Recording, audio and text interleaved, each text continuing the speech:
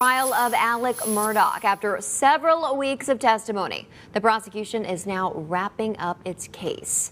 They believe Murdaugh killed his wife Maggie and son Paul to distract from his alleged financial crimes.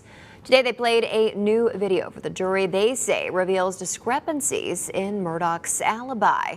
Our Brooke Butler joins us live from outside the Colleton County Courthouse. And Brooke, the video is of Murdaugh's third interview with investigators.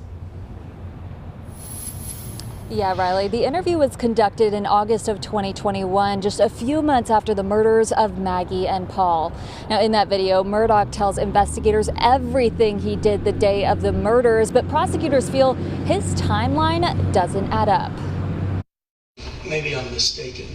I thought we were coming here so you can update him on what's going on. August 11th, 2021. SLED agents sat down with Alex Murdaugh. He was accompanied by his friend and fellow lawyer, Corey Fleming. I'm not comfortable with you asking him questions as a suspect.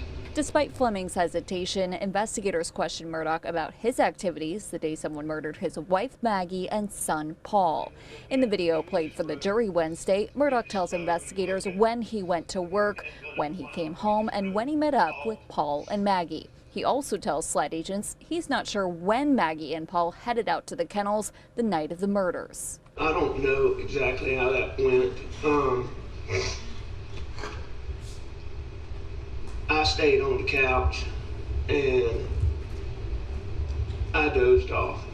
But prosecutors have previously played video for the jury they say places Murdaugh at the kennels with Paul and Maggie just minutes before the murders. Hey, he's got a bird in his mouth! In the interview, SLED agents also asked Murdaugh about this Snapchat video Paul recorded hours before he was shot and killed. They asked why Murdaugh is wearing different clothes than what he was wearing when investigators arrived at the murder scene.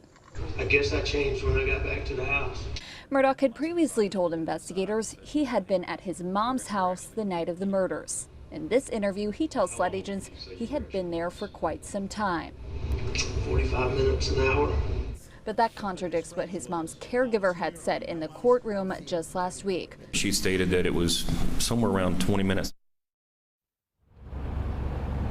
And Brooke, during the defense's cross-examination of Agent Owen, they implied investigators were too quick to identify Murdaugh as a suspect. Yeah, Riley, they said investigators did not do a good job of preserving the murder scene. They feel if they had, it could have excluded Murdaugh as a suspect. On top of that, they also pointed out that SLED never asked Murdaugh for the clothes he changed out of prior to that interview we played for you. They also said they never found blood in Murdaugh's Moselle home, and they never found the murder weapons on or near the Moselle property. Riley. All right, our Brooke Butler live in Walterboro tonight. Brooke, thanks so much for that report.